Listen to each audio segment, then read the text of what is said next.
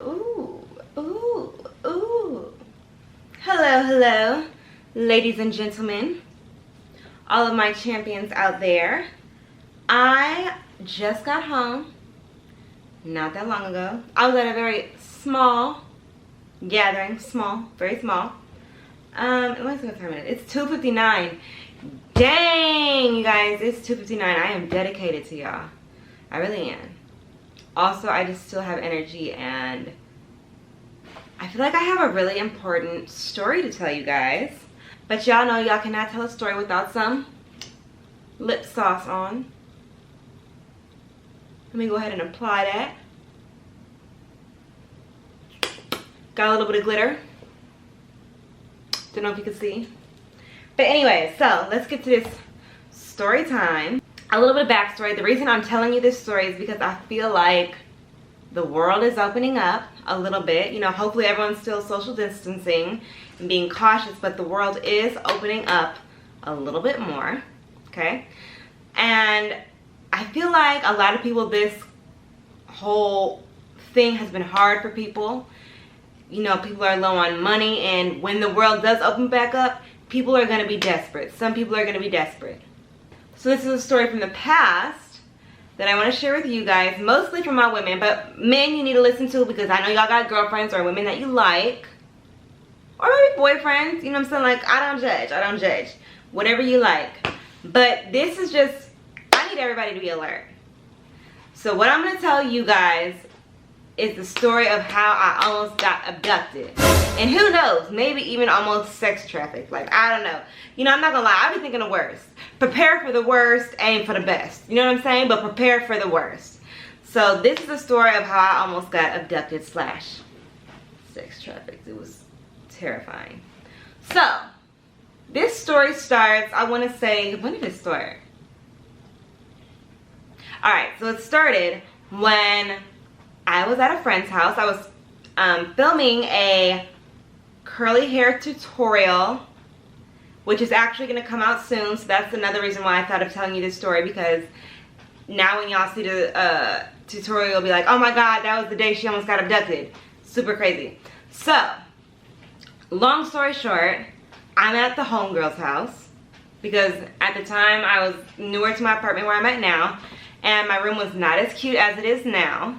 And I was like, yo girl, your room was cute. Let me use your room. Let me shoot this tutorial. You know, so she did. Super good friend. Back then, we actually not even friends no more. But that's besides the point. She was a good friend then. And she let me use her room. And it took me so long that she had to go to work. She was the bottle service girl. So she was going to go do her bottle service thing. And she was like, hey girl, you're fine. Just wrap up. Take the dog out when you're done and lock up the house. And I was like, no problem, girl. Thank you. You got my back. Perfect. So I got my stuff done. She left for work.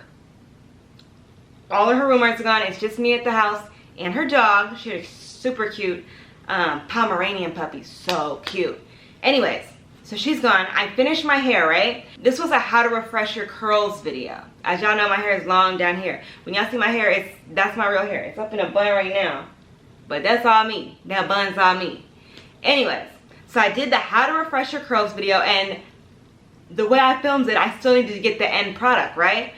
And if you got curly hair, if you've got long hair, thick hair, you know one of the quickest ways to dry that hair is going outside, getting that natural breeze, walking in the sun. So at this point, it is towards the end of the day, right? You know, sun's gonna go down semi-soon, not all the way soon, but it's starting, right? You know what I mean? The sun's not at its peak.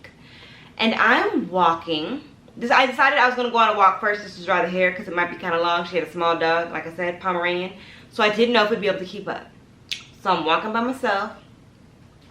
Walking. I'm seeing people everywhere, right? And I'm still walking. I'm listening to my music. Y'all know I love, hey Fancy, my baby. Hold on, you guys. Do the nails match the robe?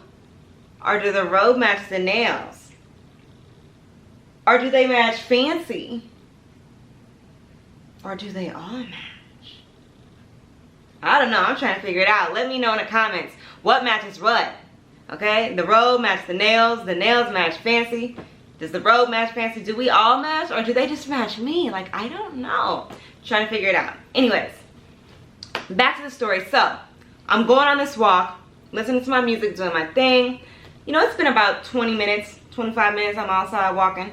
Now, she lived in Van Nuys, okay? And it was just a long, it's probably the longest street I ever saw. That was in a neighborhood, right? So, houses on this side, street in the middle. Hi, baby. Anyway, so I'm walking, and suddenly I don't really see nobody, but it's not alarming me. I'm just walking. Mind you, I got on some cute, tight little leggings, sports bra, itty bitty pink sports bra, about the color of fancy, light pink. You guys will see it in the tutorial. But I'm walking, and I see this car down yonder. It's driving on the opposite side of the street. Don't fall. It's driving on the opposite side of the street, coming towards me. And it's driving super slow. And in my head, I'm just thinking like, that gotta be a grandma or a grandpa in that car. There's no reason in the world that it should be driving that slow. It's gotta be an other person. Like, what else could it be? So whatever, I'm paying no mind. They're going so slow. I must have seen them coming towards me for about 3 full minutes. That's how slow they was driving. It was also a long street, but still, you know, like, it doesn't take that long for a car to get to you, right? Even if you're driving 30 or like 15 or whatever it is, it doesn't take that long. They're driving like 2 miles per hour. So everybody sees you, okay? So they driving my way. I'm just doing my thing. And then I'm like, dang, they're driving really slow. This is when they're about 20 feet away, right? Still slow. And then, this is the scary part, y'all. So it's driving, right? I'm walking this way, car's going this way. We're going like this.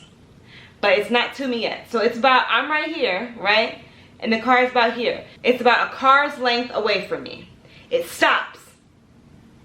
And then it continues to go. And then it waits till it gets right next to me. And when I tell you, I seen I hate to say it, it was a black man in the car. Nothing wrong with black men. I happen to love black men. But this guy just so happened to be black. And I'm just giving you the details, okay? Do with them what you please. So, he's in the car coming towards me and he just snaps his neck at me. Literally, like, the scariest thing. Like, he's looking straight, and he stops directly across me. Remember, he stopped here, a car's length away. Now he's directly across from me, and he just snaps his neck at me. So scary. Fancy, I gotta hold you. This part's getting scary. So he snaps his neck at me, and I'm like, looking across him like, okay. And I just keep walking, and then he goes a car's length away from me again, right? And stops his car again, really abrupt. And I'm like, what? And the next thing I know, he books it, makes a U-turn, pulls up directly beside me, you guys. Directly beside me. And I'm like, oh my God. At this point, my instincts kicked in. And I just start running, and I'm screaming at the top of my lungs. It's crazy because it wasn't that long of a time that I'm running for, but I managed to think so many things. First thing I thought, oh my gosh, I don't see any more people. Where did all the people go? Second thing I thought, I gotta scream as loud as I can so that everybody hears and sees what's about to happen, whatever it is. Because mind you, I can hear his footsteps, a couple behind me. He opened his door to get out of his car. I heard it. Now, I ain't no dummy. I don't sit to find out why you getting out your car. No, I'm gone. Running. Screaming. When I tell you bloody murder, listen, I can sing, but even better, I can scream. So I was screaming, top of my lungs. And all I'm thinking is, I gotta get as far away from him as I can so that if I do gotta fight, I can get my bearings. You know what I'm saying? And be ready. So whatever, I got as far as I could. And then I'm just screaming. So like, once it does come time for me to fight, at least as many people are looking as possible. That was my goal. And as I'm running, and I hear the footsteps only for a second, and then I just didn't hear nothing but my own scream. I see out of nowhere from another apartment. I thought there was like no one around, but I see this little like Hispanic boy. I don't know what exact descent, but he was Hispanic. And I'm just giving you the details. You know, the races don't really mean anything. Humans are humans. But anyways, the little Hispanic boy runs out from an apartment area, with this big jug of water. Like, you know those jugs of water that you would have in an office and like people put the cup under it and press the button and fill it up? One of those. When I tell you, he took this jug of water and threw it to the side and then start running too. So at this point, I'm like, oh my God, the guy's after me. He probably got a knife, he got a gun, he got a shovel, he got a baseball bat. I don't know. He got something because this little boy is running too. So now I'm really screaming, running as fast as I can. And this boy was running so fast, y'all. He was so scared. He ran out of his shoes. He ran out of his flip-flops. Like literally just flip-flops on the sidewalk. And he's still going barefoot. So I'm going too because I'm like, oh my God, the guy's after us. He saw the guy. I'm freaked out. And so finally we run a certain amount. I don't know how far we ran. We ran a good distance. I'm screaming. And I get to this. I didn't know what type of business it was. I later found out it was a studio. But this woman was shutting the gate on me. And this made me think of that poor boy Junior out in New York when he was going to that gas station, asked for help, and they closed the door and they didn't help him. That made me think of him. The lady shut the gate on me, you guys. And she was like, you can't come in. And I was like, no, please, you gotta help. They chased me. Me and the little boy are like going like this on the little gates. Like, let us in, help. I'm screaming. I'm still frantic, hysterical. And she wanted no parts of what was going on. And I'm like, oh my God, is she in on it? Like, I don't know. So at that point, the little boy starts talking to her because I've never ran so fast, you guys. But I like literally thought that I felt like my heart was beating so fast, my head was spinning, I was dizzy. I felt like I was gonna throw up and faint at the same time. I couldn't even speak. The boy's trying to speak to me. He was like, are you okay? Are you okay? And I'm all over here like, sounding like I'm slow. Couldn't even talk. And then like finally I could get the words out. I'm like, am I tripping? You know, because in my head now I'm like, oh my God, did I just make a fool of myself? Because I really didn't look back. Like I said, I'm too smart to sit there and wait and find out what the guy's doing. So I didn't actually look back to see if he's chasing me or what. But I heard him at first, but like I didn't look back to see what he was doing, if he was still after me. And he was like, no, I saw it. You were right. That was weird. That guy was weird. I saw the car the whole time. I watched the whole thing. That was weird. He was after you. And I was like, oh my God. So now I'm freaking out more. He's like, you need to call the police. And I'm like, oh my God, I gotta call the police. You know what I'm saying? I'm freaking out. But I can barely talk still. I still feel like I'm gonna throw up.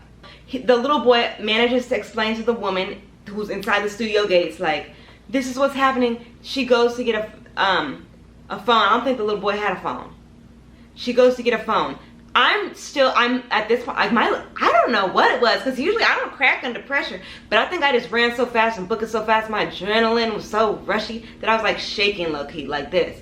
So whatever, the boy dials 911 for me, puts me on the phone, and I still can barely talk, and I'm like I know the dispatch people were like, what is wrong with this girl? I was like, there's a guy chasing me. Like I couldn't even talk. So I'm like starting to tell him, the little boy's getting on the phone and helping me tell the story. And then get this, you guys, the car drives up.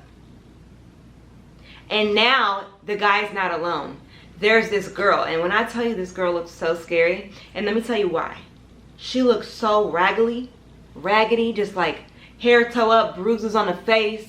Looked like she done been through war naked, like she like beat, like just looks tattered, like scary looking. So I'm like, what is going on here? And he rolls down his window and he's like, excuse me, I didn't mean to scare you. And me, the guy, the little boy, and the lady, we all looking at each other like, and I'm still on the phone with the police, but you know, I'm a little frazzled, so I can kind of hear what the police are saying. I can kind of hear what he's saying. And he's like, I didn't mean to scare you. I was just picking up my girlfriend. And I look at the girl like, that's your girlfriend? Woo! I don't know. She started saying something like along the lines of, oh, what? So she was just scared? And the guy's like, yeah, she overreacted. She just started running really fast. I think I scared her. And she's like, girl, don't be so scary. My man was just picking me up. And I'm looking like, okay, like you look like you work for him. You look like you about to pull me in the car too. Like you probably was ducked down in the back seat of the car.